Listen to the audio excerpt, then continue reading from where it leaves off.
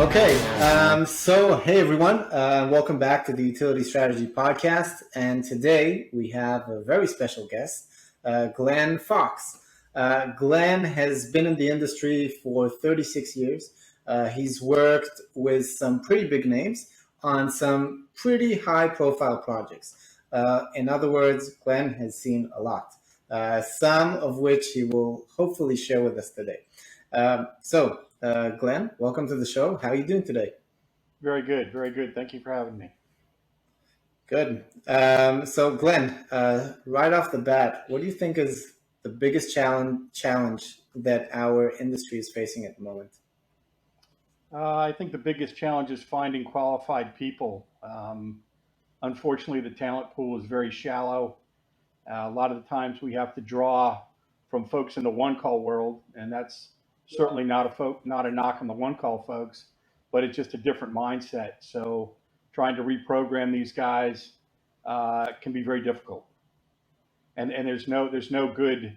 A lot of these folks are not on LinkedIn or in places that are easily accessible to those of us who are looking for good field people. What do you think we should be doing as an industry to tackle this issue? Well, one thing that's happening is UESI is working on a utility designator certification program that folks can include into their training and then get people certified on a national level. So we can all look at people kind of the same way. Various companies have different levels, whether you're a Tech 1, Tech 2, Tech 3, but what you call a Tech 1 might be different than how I define a Tech 1. So this will make things more uniform and be able to have folks that are qualified nationally. So what would this program look like? Like what would be the process? The intent is just to get this thing so that all of us are rating people and viewing folks the same way, as well as to get them paid what they're worth. And so now we can pay people equally. Some poaching from other companies. So now that one company has trained someone and spent the time and effort, but now someone's going to offer them a couple dollars more, so they leave. So it definitely makes it a challenge. It's helping the industry maybe to with the competition that's out there for the good human, the right human capital. Again, there's a lot of folks out there that just don't have the SUE mindset. And while they say they're a locator, right, which is not the term that SUE uses, but they're not used to approaching projects with an SUE mindset and that engineering mindset. They're not used to marking all the different types of utilities, sweeping for unknowns, doing a thorough investigation like an SUE firm would do. Have you heard of any projects that this has impacted them? That there've been as a result utility strikes or utility relocations? I don't have any specific examples, but I have attended some conferences where this type of stuff has been mentioned, which again is part of the reason for getting this certification program going.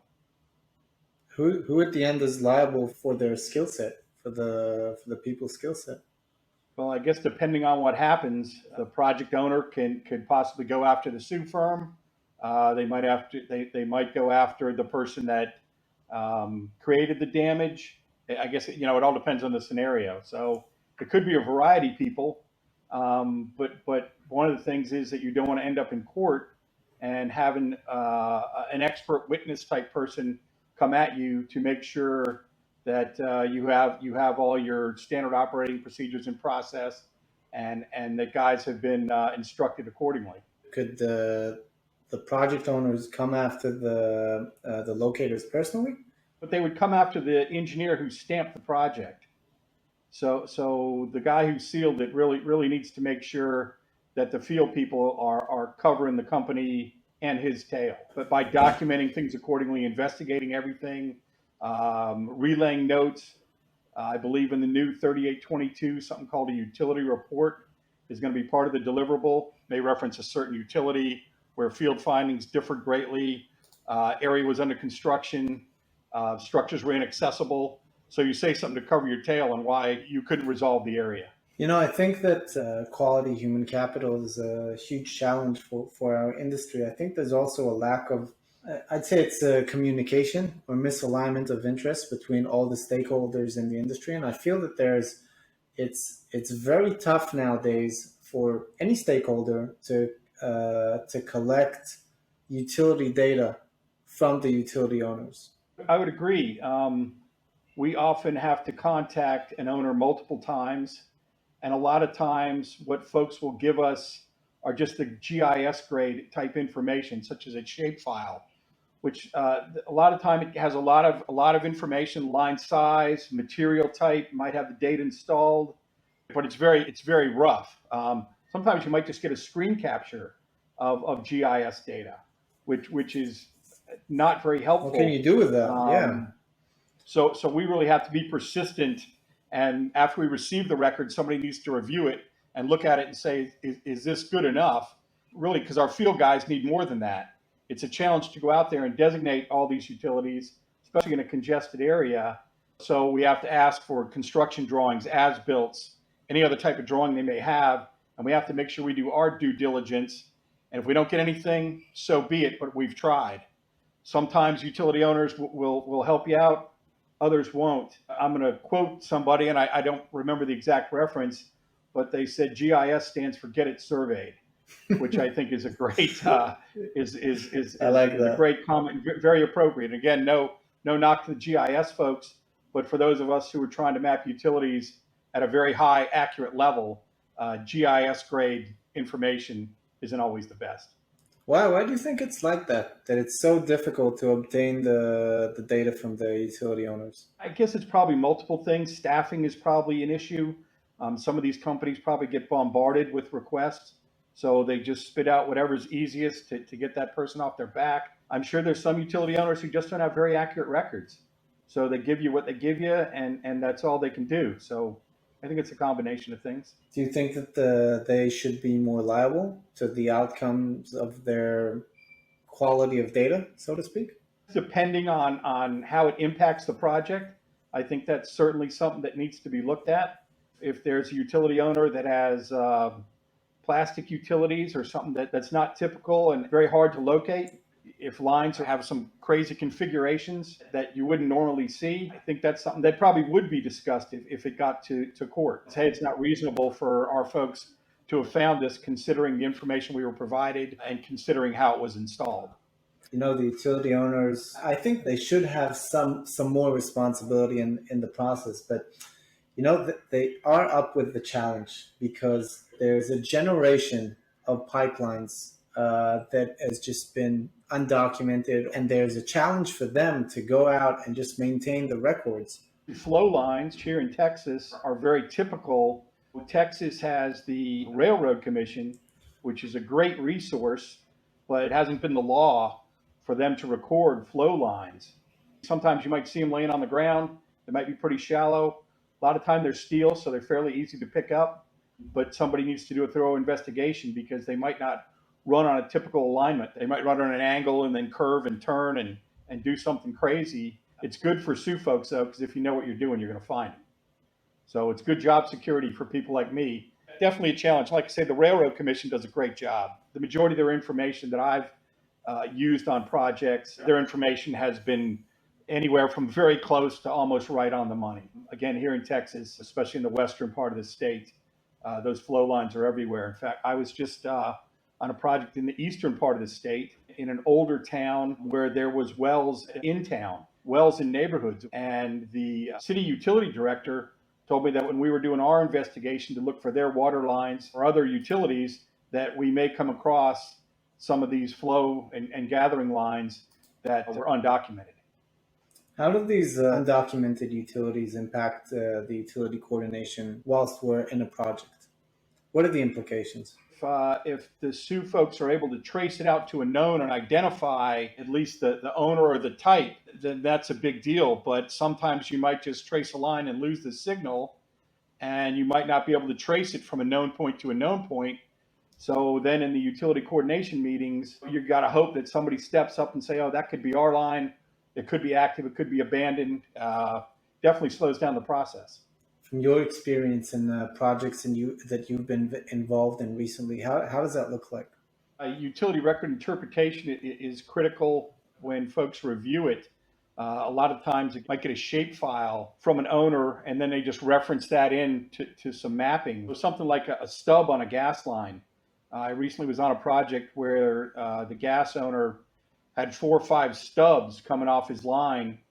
And for whatever reason, the GIS, when it got overlaid, the stubs didn't come in. Those things would be very hard to find in the field. So during construction, it's possible those could get missed, and a stub sticking out could easily be something that a contractor would hit. That's why it's really important that somebody does a good QA and make sure they compare the records with what gets delivered to note those things. And even though the accuracy of that stub might not be very good, to show that, then you've done your due diligence, and now it's up to the project owners to do their part and maybe get a test hole on it, or do something to excavate very cautiously in those areas. I feel that recently, when we talk mainly with contractors, they're very concerned about the amount of test holes that they need to do because a lot of times it exceeds their budget. So how do you think that they should be tackling this issue? I think there's a lot of younger engineers. I've had folks ask me for holes on street light lines, just small, secondary electric cables, or on gravity systems. Really, to me, it's up to the supervisor to educate that person to say, I don't think you need a hole on this. This isn't critical. Or we can use inverts and we can calculate the depth of your storm line or your sanitary line and save you the money on the test hole. So part of it, I think, is just education too. Whether it's on the engineer's end, they're taught better, in their schooling. Some of that stuff is starting to happen, or whether it's on the supervisor's end to educate the client and not just take their money. The challenge of education of the industry, I think, is also becoming very big. Like, I think that its importance has skyrocketed. And in recent industry conferences, we're seeing everyone talking about education. But a lot of times we feel like to the other stakeholders, it just doesn't get to them, like the importance of SUE. And again, I think it's a financial thing. A lot of these utility owners are just not ready for it financially. They're not used to designing projects, having to have this information. And while I think they certainly see the benefit, it's the financial end that they really struggle with. So making sure you choose the right quality level. There's a lot of other things too. So structure identification, that's definitely a problem in the industry. Not to knock on surveyors, but a lot of time you might get a topographic survey where they've called a structure just a green box or unknown utility structure. Yeah. That kind of stuff is really important. You could have a CEV that's a very expensive phone structure to relocate, where someone might just call it a pedestal or a phone cabinet. I was just out in Nevada where they have a lot of backflow preventers, and they're above ground, and they have a large green cabinet over top of it. Some of them look similar to a transformer. And some of the information that we got from a survey firm was calling them all transformers. If you're just in the level C and D phase and you try and, you compare the records to structures that are incorrect, that makes it tough for everybody. What do you think of the baby steps that maybe, although it's very difficult for the utility owners to, let's call it, get up to date on this, but what do you think of the baby steps that maybe they can take to go in the right direction? It's education, whether it's on their end and the people they hire, as well as updating records. So records are better. And so these kind of questions don't get asked during the design phase. The field investigation really, when it comes to the supervisor's end, is super critical.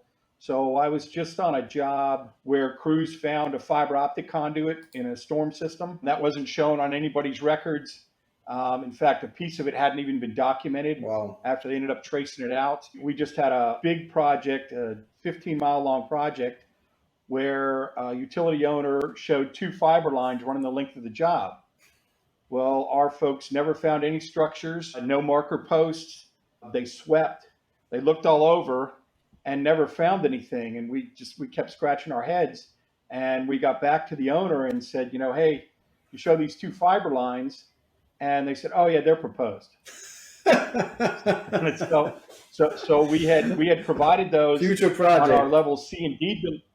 On our level C and D deliverable, and they were definitely going to impact some of their road improvements. But then when we got to the level B, we found out that they were just proposed. How often has that happened to you?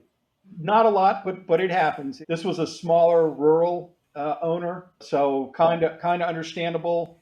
It was in a KMZ file, which actually had some pretty good data, but again in a KMZ, so it was still just at a GIS grade. They didn't really show the way lines tied into structures very good. Some crazy kind of line work, some Z type line work, and stuff that that cables just aren't doing. Yeah. The fact that they had it on a KMZ and not in a hard copy or in a PDF is a good start, first of all. But it would have been nice to know before you get the guys in the field to go back and forth to know what they're actually looking for. Well, no doubt. And now something that's pretty typical is a lot of time we have to ask for a legend, but there wasn't anything that said proposed on their legend. So they just gave us all the codes for active and existing lines, but nothing for proposed or inactive. Yeah. Going back to you talking about Colorado, do you think that more states should be following in their footsteps? I would love for that to happen. I've heard rumors that there are a couple states that are heading that way. I think Colorado, unfortunately, was forced to because of some major accidents. Yeah, the gas line. You certainly don't want to see that happen for a law to come into effect, but maybe the success of what's happening in Colorado will let things spread more naturally so that other states adopt that. We've heard from Sioux firms that the problem with the regulation in Colorado is that there's a challenge of enforcement, making sure that we're actually keeping records. What would you say to that? Well, I gave a presentation a couple years ago to a city out there, and they were tough to convince that Sioux was needed. They had not had major accidents and such, and they'd been getting by, even though they had experienced some issues. They were just having a hard time really saying, well, in the past, we've only maybe spent $20,000 on something like this, and now because the way the law is written, it's going to cost us $200,000. So that was the biggest struggle is for them to figure out how they were going to get that money into their budgets, especially with jobs that were already there and already been budgeted. So for new jobs, I think they could compensate, but for jobs that are already in the pipeline, that was a challenge for them. Yeah. In general, I think that the regulation itself, I think it's also an educational move. It's also kind of saying to the industry, guys, this is the standard that we're going to be upholding for now, and it's acting as some sort of example for the other states to follow. Even if there are challenges and even if the system isn't perfect yet, I think that it's definitely something that other states should be following in their footsteps. When we look, for example, at what TxDOT is doing, they're having Sioux being done on projects. I think it's also there's a statement there, right? Yeah, well, TxDOT is a great example. I mean, there's a bunch of the DOTs that have accepted and used Sioux very successfully for a long, long time. I've heard that there's some states, though, who don't feel that way. I guess they've had some bad experiences. Whether it's the law or just it can happen naturally, I don't know. It definitely needs to happen. There may be folks like at the Sioux Association, the group out of Virginia or D.C. there that is more involved in lobbying. Hopefully, maybe those folks can get something pushed through. Yeah. We've been in the last CGA convention. They were talking about it a lot. Like how do we lobby for our industry? And by the way, I think that CGA is doing a great job telling the industry story.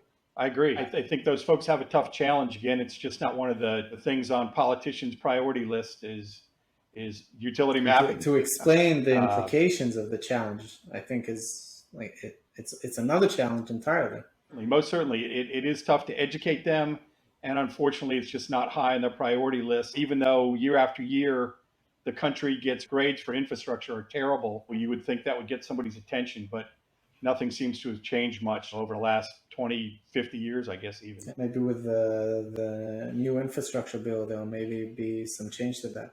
Let's hope. That would be great. It certainly is needed. Yeah. More on the field end, to help projects is the documentation that our guys collect, whether they use a field sketch or however they collect it, but noting things such as areas under construction or manholes inaccessible or full of debris, or that field findings are greatly different than what records show.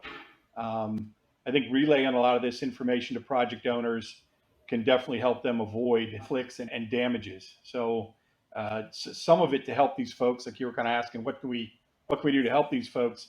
Some of it's on our end, and to make sure we provide them with all the stuff the field guys see out there. Street view and stuff is great, but having boots on the There's ground nothing really like tells it. you what's going on out there. There's no substitute to So, boots so on the that, ground. there is no substitute, and we really need to do that to cover our tail, to cover the tail of those who are stamping the information that's being used for design. Yeah, I think when we talked to the guys who are doing the initial packaging of utility data, just basically collecting the records, or sometimes the interpretation is not accurate, to say the least, because they weren't there, they weren't boots on the ground. And sometimes, like, even if you do street view, so the imagery on street view is 6 months old, and you haven't taken into account changes that have happened since in the records and in the street view. So I think, going back to what you said, there's just we're always going to need someone to do field investigating. Sure, sure. Well, then if you talk about just the level C and D deliverables, you need someone who's putting a CAD person who's putting that information together, who understands utilities. We've had stuff to come in, some shape files to come in where the gas line might be running through all the houses in the neighborhood instead of in the right of way, behind the curb or in the street. You need people to attach some logic to that information. We all know it's going to go from point A to point B, but how we depict it is really important too. To give context. So that's, again, is critical to have good CAD people. Some firms have taken people from the field and put them into CAD. So whether they have SU or survey experience, then those people really do well. It's an additional set of eyes looking at your product to raise a question or to shift something to make it look more correct. There's just like you're saying, that the huge significance in taking someone to do the CAD work, and make sure that it's someone who's sometimes been in the field, or at least someone who understands the needs of the stakeholders in the industry. Because just drawing lines on the map, that's not what the work is, right? It's like we're trying to give people context to what's happening in the field. We're trying to help project owners design. We're trying to help the GCs build in a safe manner. And I think that's why it's just so important to have professionals doing this work. Well, and again, back to the talent pool then. So now to find CAD folks who have a utility background, they're equally hard to find. And I'm not sure what we do about finding more people like that. I know that there are some colleges are starting to offer some more utility related courses. I think that's heading in the right direction, but there's still a lot of need out there. Yeah, definitely. Our industry, fortunately and unfortunately, is full of challenges. Like, there's a lot of work to be done. There's a lot of things that we need to improve. And then there's even some technologies out now, such as you guys, that are supplementing the industry nicely. GPR has come a long way. I just saw a presentation the other day about locators, a simulator. So now you can train people and you can set up different scenarios. They don't have to go in the field. So there's a lot of things coming out now that are definitely going to help the industry. We're seeing so many advancements in other industries, or just a good example. We're seeing lots of great technologies in vertical construction, and I think in our world, where it's mainly linear and mainly these large infrastructure projects, I think there's so much that innovation can do for our industry. And there's endless challenges, which for me equals opportunities. I agree. It's job security though currently, so it's not necessarily a real bad Yeah, thing. definitely. But we definitely need help. Like, there's work to be done. So Glenn, if you could give one piece of advice to a young SU engineer that's going to follow in your footsteps, what would it be? What would you think that they should be focusing on right now? I think you're talking about a young PE, I think it would be good for them to get a little field time. Go out in the field for a week and work with crews so you get a little bit better feel of reality. Sometimes looking at a record is very easy to just say, well, things are black and white, and that's why you're having an issue. It should be very clear. Be great for folks to get out in the field for a little bit and work with crews and see some of the conditions and see how difficult the job can be. Yeah, I think that there's, it happens in every line of work where there's field work and there's desk work. There's a lot of times this disconnect between what's actually happening for the guys that are boots on the ground and what's happening for the guys that are sitting, don't mean to offend anyone, but are sitting under the neon lights and making decisions from there. Agreed. Yeah.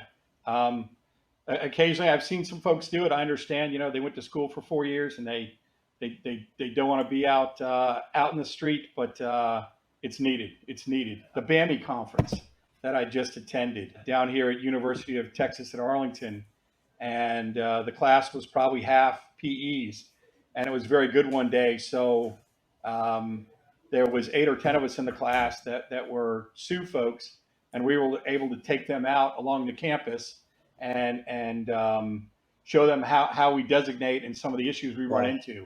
And it was great that these people were willing to do that, and it was a real eye opener for them. Wow, I think we need more initiatives like that. I think it needs to be part of the program. Education, I agree. We got to push education more. Yeah. Glenn, one last question. I asked this all our guests. Who do you think is the next person that we should have on our show? Have you interviewed any of the guys with the Sioux Association? There's a guy named John Berrettini who might be real good, very, very well educated. John Campbell, one of Jim's counterparts. Yeah, I think Ophir had an episode with him. I'll make sure. He's really good. It was Jim and John that taught this BAMI course, and John had a lot of good input too. Okay. So we'll make sure to reach out to them and have them on. Okay. Yeah, they would both be good. Glenn, thank you so much. Very much appreciated. Lots of very good insights. And thanks for giving back to the industry. Thank you.